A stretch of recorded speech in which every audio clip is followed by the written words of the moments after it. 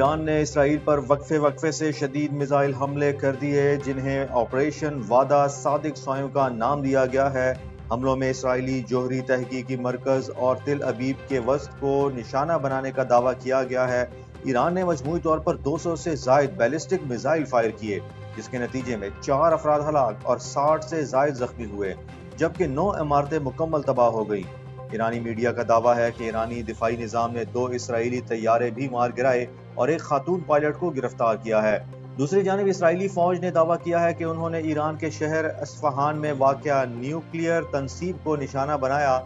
ایران کے supreme leader آیت اللہ خامنائی نے کہا ہے کہ اسرائیل کو صہیونی جارحیت کا بھرپور جواب دیا جائے گا اور وہ سزا سے بچ نہیں سکتا۔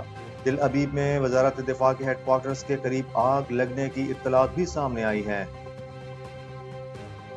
بین الاقوامی ایٹمی توانائی ایجنسی IAEA نے تصدیق کی ہے کہ اسرائیلی حملے کے بعد ایران کے نیتنز ایٹمی تنصیب تباہ ہو گئی ہے۔ اقوام متحدہ کی سلامتی کونسل کو بریفنگ دیتے ہوئے IAEA کے سربراہ رافیل گروسی نے بتایا کہ نیتنز میں زمین سے اوپر واقع یورینیم افزودگی کا پلانٹ مکمل طور پر تباہ ہو چکا ہے۔ ایرانی حکام نے ادارے کو بتایا کہ اسرائیل نے فردو اور اصفہان کی ایٹمی تنصیبات پر بھی حملے کیے ہیں۔ اس سے قبل IAEA نے کہا تھا کہ نیتنز پر حملے کے باوجود تابکاری کے پھیلاؤ کی کوئی اطلاع موصول نہیں ہوئی۔ امریکی سینیٹر برنی سینڈرز نے ایران پر اسرائیلی حملے کو غیر قانونی قرار دیتے ہوئے شدید تنقید کی ہے۔ انہوں نے کہا ہے کہ امریکہ کو اسرائیل کی کسی اور جنگ میں نہیں گھسیٹا جا سکتا۔ سینڈرز کے مطابق ایران کے نیوکلیئر پروگرام پر اتوار کو مذاکرات ہونا تھے مگر نیتن یاہو نے حملہ کر کے سفارتکاری کو سبوتاژ کیا۔ ان کا کہنا تھا کہ جنگ بندی کے اہم ترین مذاکرات کار کو مار دیا گیا اور ہزاروں شہریوں کی جانوں کو خطرے میں ڈالا گیا۔ دوسری جانب امریکی صحافی ٹکر کارلسن نے دعویٰ کیا ہے کہ صدر ڈونلڈ ٹرمپ ایران پر اسرائیلی حملوں سے پہلے ہی باخبر تھے۔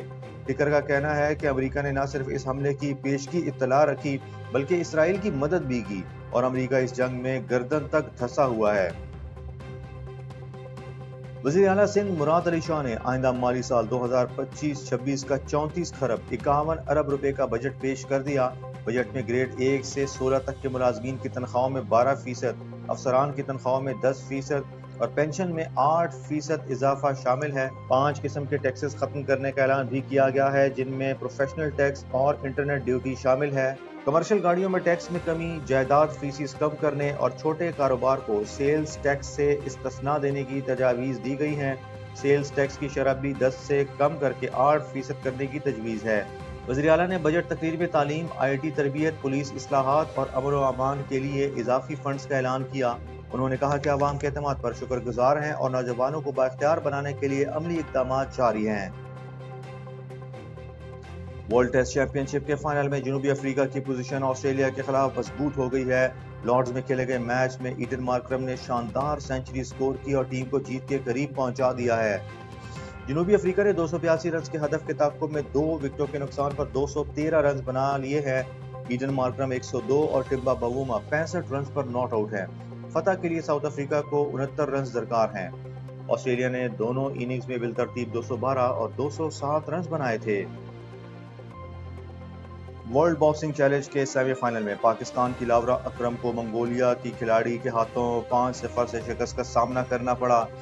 جمہوریہ چیک میں جاری چیمپئن شپ میں شکست کے باوجود لاورا اکرم برونز میڈل کی حقدار ٹھہری ہے۔ برطانوی نژاد پاکستانی لاورا اکرم ورلڈ باکسنگ چیلنج میں میڈل جیتنے والی پہلی پاکستانی خاتون باکسر بن گئی ہیں۔ انہوں نے کوارٹر فائنل میں فلسطین کی نورا سلیم کو شکست دی تھی۔